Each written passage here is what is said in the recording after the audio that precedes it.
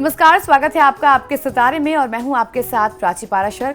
आज आचार्य जी बताएंगे कि कैसे राशि रत्नों से आप अपना भाग्य बदल सकते हैं और ये सब जानेंगे आज के हमारे महाउपाय में।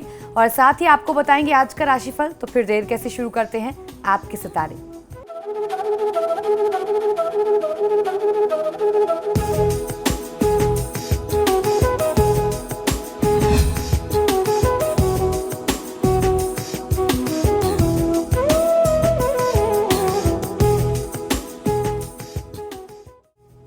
आपके सितारे में आप अपनी हर परेशानी का हल प्राप्त कर सकते हैं और अपने सवाल पूछ सकते हैं। स्टूडियो में साथ देने के लिए मौजूद हैं विश्वविख्यात ज्योतिषाचार्य और वास्तुशास्त्री पंडित वैभवनाथ शर्मा। आचार्य जी, आपका हार्दिक स्वागत है। नमस्कार। तो यदि आपके मन में भी कोई सवाल है तो आप भी हमें कॉल कर सकते हैं। हमारे नंबर्स लगातार आपकी टीवी स्क्रीन पर फ्लैश किए जा रहे हैं। आप हमें हमारे टोल फ्री नंबर पर भी कॉल कर सकते हैं। आप हमसे सीधी बात कर सकते हैं। हमारा टोल फ्री नंबर है 1800-102-6303। आप इस नंबर पर मुफ्त में कॉल करें। इसके अलावा आप हमारे लैंडलाइन नंबर्स 0120-464-6332, 0120-464-6327 पर भी कॉल करके हमसे सीधी बात कर सकते हैं। चलिए सबसे पहले आचार्य जी से जान लेते हैं आज का पंचांग। जी बिल्कुल, आज का पंचांग इस प्रकार है। विक्रम संवत 2072, मास चल रहा है आषाढ़ का और आषाढ़ मास के शुक्ल पक्ष की आज नवमी तिथि है। शुक्रवार का दिन है। नक्षत्र है चित्रा, योग है परिग और करण है कौलव। और चलिए अब जान लेते हैं 12 राशियों का हाल। आज का दिन उनका कैसा रहने वाला है। और सबसे पहले बात कर लेते हैं मेष राशि की। मेष राशि वाले जातक लोगों को आज की दिनचर्या में आपके साथ ऐसा भी हो सकता है कि आपको अपना ही लिया गया कोई निर्णय अचानक से गलत लगने लगे, लेकिन आपको संदेह करने की आवश्यकता नहीं है।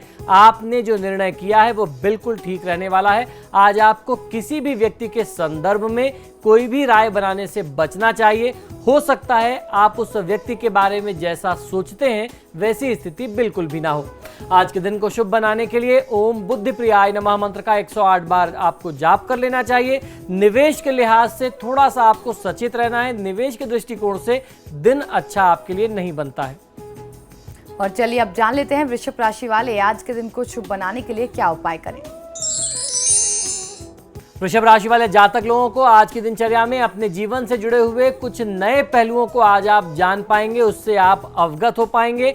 आपने किसी व्यक्ति के साथ सच छुपा रखा है। आपको ये बात समझना चाहिए कि आप जितना उन्हें सच से दूर रखेंगे उतना स्वयं आप समस्याओं में घिरते जाएंगे। तो उचित समय और परिस्थिति देखते हुए मन की जो बात है, जो वास्तविक स्थिति है, उसे उस व्यक्ति के सामने व्यक्त कर देनी चाहिए।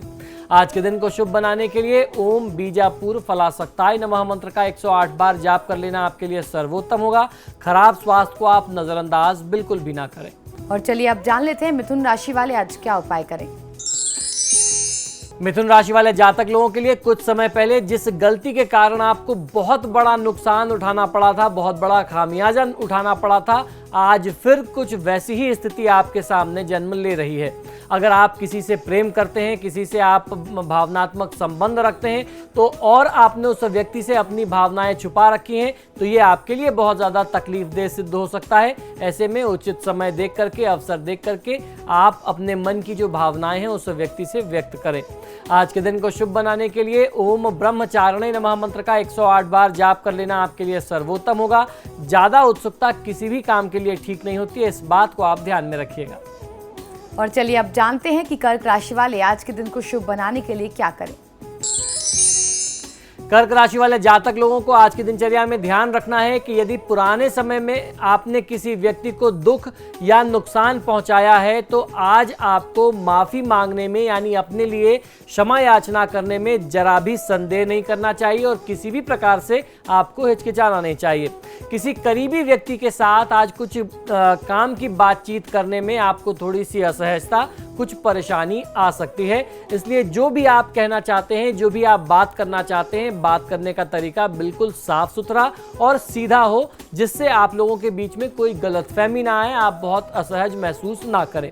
आज के दिन को शुभ बनाने के लिए ओम प्रसन्नात्मने नमः मंत्र का 108 बार जाप कर लेना आपके लिए सर्वोत्तम होगा। कार्य की रुकावट से आपको तनावग्रस्त नहीं होना चाहिए। और चलिए अब जान लेते हैं सिंह राशि वाले आज क्या उपाय करें। सिंह राशि वाले जातक लोगों के लिए आज कोई भी निर्णय जब आप कर रहे हैं, खासतौर पर कोई जब बहुत बड़ा निर्णय कर रहे हैं, तो ऐसे में आपको दिल से नहीं, भावनात्मक होकर के नहीं, बल्कि सूझबूझ से, बुद्धि विवेक से और अपने दिमाग का उपयोग करके निर्णय करना है। आज छोटी छोटी गलतियों को नज़रअंदाज करने का दिन है। आपके साथ जो सहकर्मी काम करते हैं, परिवार के जो लोग हैं, उनसे अगर कहीं कोई त्रुटि हो जाती है, कोई कमी हो जाती है, तो उन्हें क्षमा करिए। अगर हर बात पर आप नाराज होते जाएंगे तो लोग आपका साथ छोड़ देंगे और एक समय ऐसा भी आएगा कि आप अलग थलग और अकेले पड़ जाएंगे। ऐसे में छोटी छोटी बातों पर क्रोध करना उचित नहीं है। आज के दिन को शुभ बनाने के लिए ओम प्रमत्ता दैत्य भयताय नमः मंत्र का आपको 108 बार जाप करना चाहिए। अगर आपके किसी बहुत जरूरी काम में कोई अवरोध आ जाए तो उससे मन को निराश आप बिल्कुल भी मत करिए। और चलिए जान लेते हैं कन्या राशि वालों का आज का राशिफल।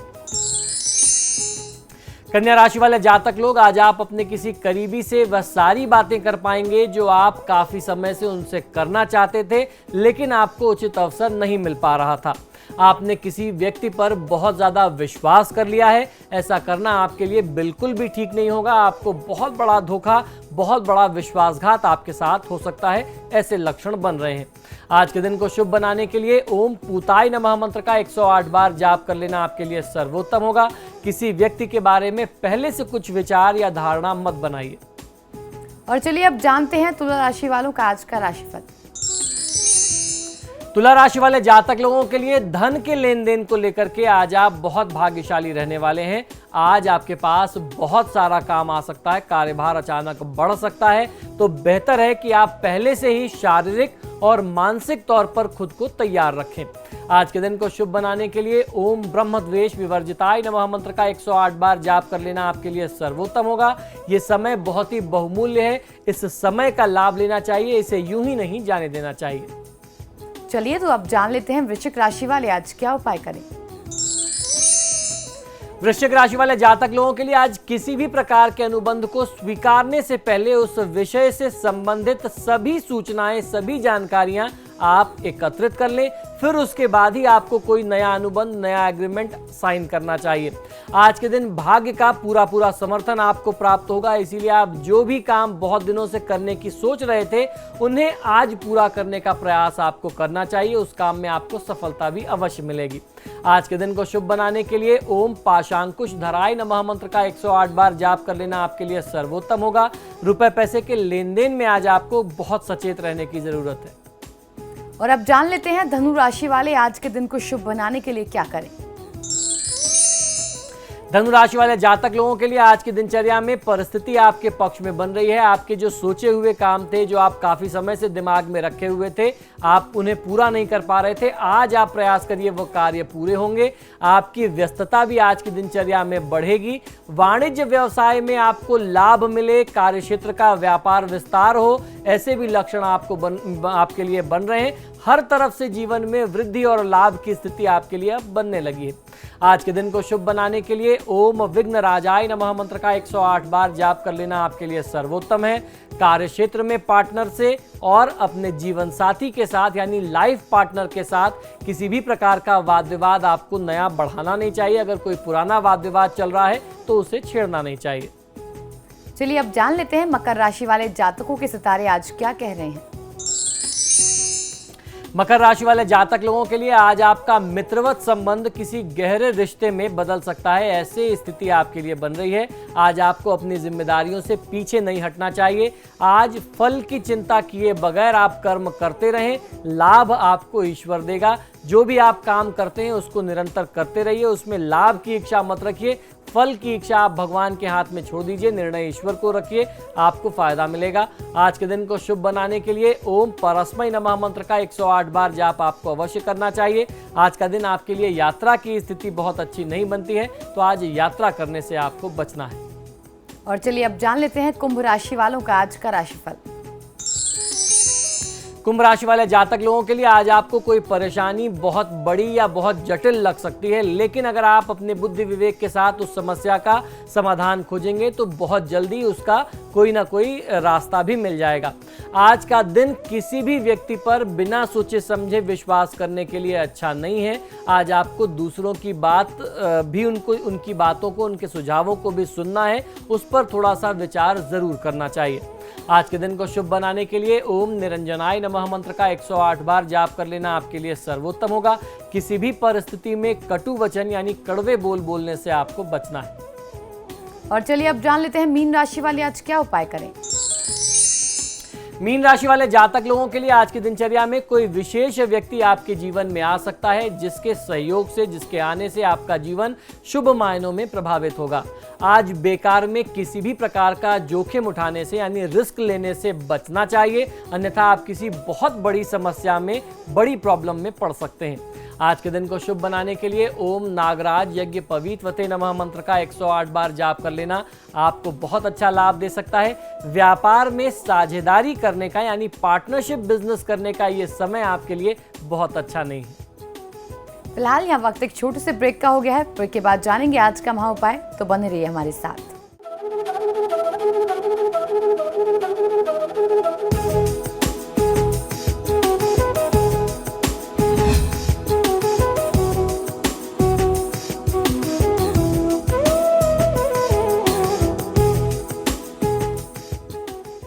ब्रेक के बाद आपका स्वागत है। चलिए अब जान लेते हैं कि आज का महा उपाय क्या है।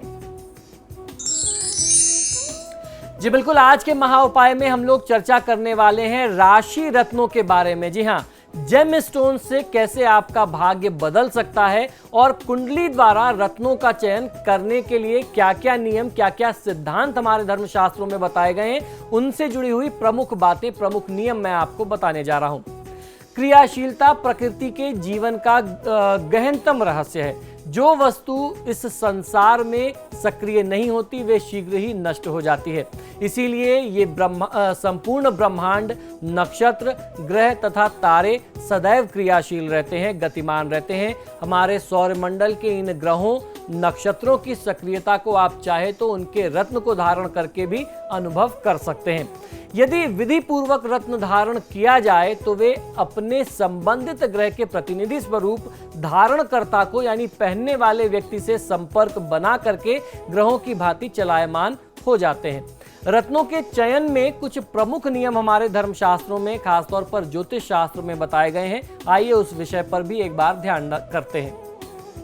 अपने लिए किसी रत्न के चुनाव के समय में विशेष सावधानी की आवश्यकता पड़ती है।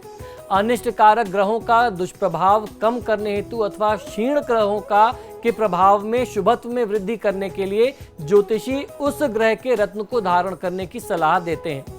इसके अतिरिक्त आपको बहुत से ऐसे भी ज्योतिषी मिल जाएंगे जिनकी दृष्टि में अपने ग्राहक द्वारा धन खर्च करने की क्षमता ही किसी रत्न के चयन का एकमात्र मापदंड है।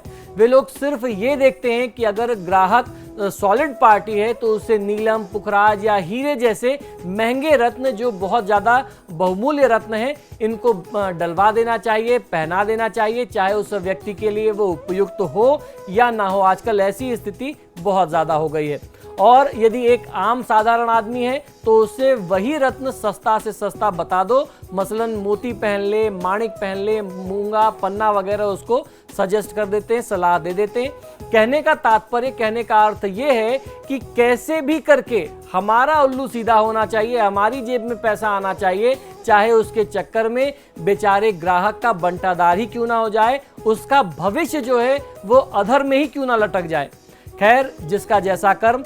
हम लोग बात कर रहे हैं कि किसी रत्न के चयन करते समय किन किन बातों की आपको सावधानी रखनी चाहिए, कौन कौन सी बातें आवश्यक हैं जिन पर आपको ध्यान देना है। इसमें सबसे महत्वपूर्ण बात यह है कि कोई व्यक्ति एक साथ कौन कौन से रत्न धारण कर सकता है और कौन से ऐसे रत्न हैं जिन्हें एक साथ धारण करने से बचना चाहिए। इसीलिए आज मैं आपको ये जानकारी दे रहा हूं, इसे आप बहुत ध्यान से सुनिए। किसी भी व्यक्ति को कभी भी तृतीयेश यानी थर्ड हाउस का जो स्वामी होता है, थर्ड हाउस का जो लॉर्ड होता है, या फिर षष्ठेश यानी छठे भाव का जो स्वामी होता है, या इसके अलावा जिसे अष्टमेश कहते हैं यानी अष्टम भाव का, एथ हाउस का जो लॉर्ड होता है, या एकादशेश यानी 11वें स्थान का या 12वें स्थान का जो स्वामी है जिसे द्वादशेश कहते हैं, इन सभी भावों का रत्न आपको किसी भी स्थिति में धारण नहीं करना चाहिए, क्योंकि ज्योतिष में इन भावों के स्वामियों को पाप ग्रह की संज्ञा दी जाती है। मान लीजिए यदि आप तृतीयेश के स्वामी का रत्न धारण करते हैं तो आपके स्वभाव में तीव्रता यानी क्रोध, उद्विग्नता बहुत ज़्यादा हो जाएगी, क्रोध बढ़ने लगेगा, आप अपना आपा समय समय पर खोने लगेंगे, जीवन के प्रत्येक विषय में दुविधा और भ्रम की स्थितियां निर्मित होने लगेंगी।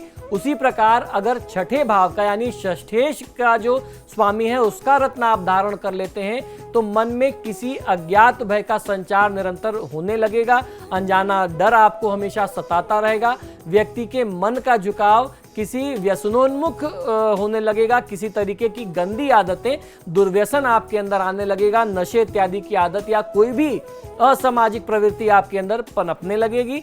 अष्टमेश यानी अष्टम भाव के स्वामी का रत्न यदि आप धारण कर लेते हैं तो इससे भाग्य में, उन्नति में आपको अवरोध की स्थिति का सामना करना पड़ेगा, अनैतिक विचार आपके अंदर जन्म लेने लगेंगे और धर्म यानी धार्मिक क्रियाकलापों से, पूजा पाठ, धर्म इत्यादि से विरक्ति का भाव आपके मन में आने लगेगा। इसके अलावा यदि आप द्वादशेश के रत्न को धारण कर लेते हैं यानी 12वें भाव के स्वामी के रत्न को आप धारण कर लेते हैं तो ऐसे में आपके मन में भोग वृत्ति की ओर बहुत ज़्यादा झुकाव होने लगेगा, आप जो है बहुत भोग विलासी हो जाएंगे, मन मस्तिष्क पर वासना, कामुकता यानी कामुकता भी सामान्य नहीं, अति कामुकता जो है वह जन्म लेने लगती है। धन का व्यर्थ भाव होने के साथ, व्यय भाव होने के साथ ही किसी प्रकार के दंड की आशंका भी, सरकारी पक्ष से कोई विघ्न बाधा आ जाए आपके काम में, आपके जीवन में, ऐसे भी लक्षण आपके लिए बनने लगेंगे।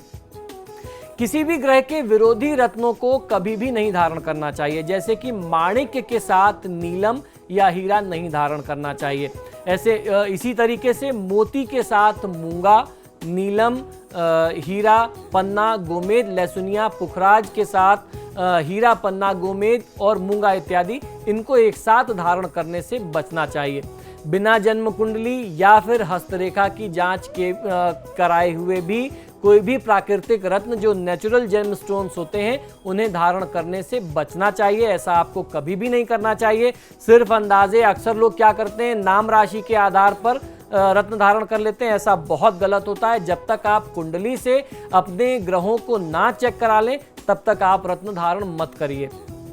कुछ लोग अपनी नाम राशि हिंदी अंग्रेजी माह में जन्म लेने के हिसाब से या फिर मूलांक के आधार पर रत्न धारण कर लेते हैं, जो कि रत्न चयन की निराधार प्रणाली है। इसीलिए अगर हम लोग आपको कभी भी अपने शो के, अपने कार्यक्रम के माध्यम से आपके नाम के आधार पर कुछ जानकारी देते हैं या आपके बर्थ मंथ के हिसाब से कोई जानकारी देते हैं, उसमें अगर कहीं रत्नों की चर्चा भी आती है तो साथ में ये जरूर कहते हैं कि रत्नों का चयन आपको अपनी कुंडली के हिसाब से ही करना चाहिए। कुंडली के ग्रहों के आधार पर ही आपको अपने लिए कौन से फेवरेबल जेमस्टोन्स हैं उसको चुनना चाहिए। रत्न चयन की इन प्रणालियों में सदैव ही हानि की संभावना रहती है। अगर आप अंदाजे से धारण करते हैं, लाभ की बेहद कम संभावना हो जाती है। मुख्य बात यह है कि कोई भी असली प्राकृतिक रत्न निष्क्रिय नहीं होता। आपको एक बात ये जरूर समझनी चाहिए कि ये जो जेमस्टोन्स होते हैं ये ग्रहों का एक छोटा स्वरूप होते हैं, एक ट्रांसमीटर की तरह काम करते हैं। समझ लीजिए अगर मेरी कुंडली में बृहस्पति कमजोर है, एक उदाहरण के तौर पर आपको बता रहा हूं कि अगर मेरी कुंडली में बृहस्पति कमजोर होगा और बृहस्पति अच्छे भावों का स्वामी होगा तो मैं पुखराज धारण करूंगा। मैं क्यों करूंगा? क्योंकि मेरी कुंडली में बृहस्पति बहुत अच्छे भावों का स्वामी है लेकिन कमजोर अवस्था में है, तो पुखराज को धारण करने से वह बृहस्पति के तत्वों को, उसकी ऊर्जा को अपने अंदर खींचेगा और मेरे शरीर में प्रवाहित कराएगा। इसीलिए मैं हमेशा कहता हूं कि जो जेमस्टोन्स होते हैं, जो रत्न होते हैं, छोटे छोटे ट्रांसमीटर्स का काम करते हैं। ये उन ग्रहों से उनकी ऊर्जा को खींच करके हमारे शरीर में संचारित करते हैं और इन जेमस्टोन्स में वही तत्व होते हैं जो उसके संबंधित ग्रह के तत्व होते हैं। उसकी सतह पर सूर्य की किरणों द्वारा परावर्तित होने वाला प्रकाश एक चमत्कारिक शक्ति के रूप में कार्य करता है तथा स्वयं अपना प्रभाव दिखाने में वह सक्षम होता है। रत्नों की दुर्लभता एवं मानवीय धन लोलुपता के कारण आजकल अधिकांश असली नाम पर कृत्रिम यानी नकली रत्न बेचे जा रहे हैं जो देखने में बिल्कुल हूबहू असली प्रतीत होते हैं। वैसे भी एक आम आदमी को इन सब चीज़ों की पहचान कहाँ से हो सकती है? उससे तो जो कुछ भी उसके ज्योतिषी या जो उसके परिवार के आचार्य हैं, पंडित ने जो भी पकड़ा दिया, वो उसी को असली मान करके धारण कर लेता है। एक साधारण मनुष्य की तो बात ही छोड़ दीजिए, कम से कम 95% लोग ऊपर ज्योतिषी लोगों से ज़्यादा ज्योतिषी ऐसे होंगे जिन्हें स्वयं भी रत्न के असली या नकली होने के बारे में जानकारी नहीं होगी। बस व्यापारी से जो खरीदा सो आगे बेच दिया। इसीलिए इच्छुक व्यक्तियों को ग्रहों के अनुसार असली रत्न का ही उपयोग करना चाहिए, भले वो सस्ता ही उपरत्न क्यों ना हो। उपरत्न भी असली आते हैं, तो आप उपरत्न भी अगर पहनते हैं, आप ज़्यादा महंगे नहीं अफोर्ड कर सकते, तो उसे भी आप असली पहने। और आजकल लैब टेस्टिंग की जो फैसिलिटी है, उस सुविधा का आपको लाभ लेना चाहिए। कोई भी रत्न खरीदने से पहले आप लैब टेस्ट का एक सर्टिफिकेट जरूर ले लीजिए, या खुद से रत्न लीजिए और जेमोलॉजिस्ट के पास जाकर के उसको लैब टेस्ट करा लीजिए कि इसके तत्व सच में असली हैं कि ये सिर्फ शीशे का टुकड़ा है, ये सिर्फ एक नकली पत्थर है। इससे आपको जानकारी मिल जाएगी। अन्यथा उसे धारण करने से आपको कोई लाभ होने वाला नहीं है। उल्टे मन में रत्नों की प्रभावशीलता को लेकर के ज्योतिष या ज्योतिष शास्त्र के प्रति आपके मन में अविश्वास अवश्य पैदा हो जाएगा। तो ये था आज का महोपाय। बहुत बहुत शुक्रिया आचार्य जी। जी धन्यवाद। फिलहाल आपके सितारे में इतना ही। देखते रहिए समाचार प्लस।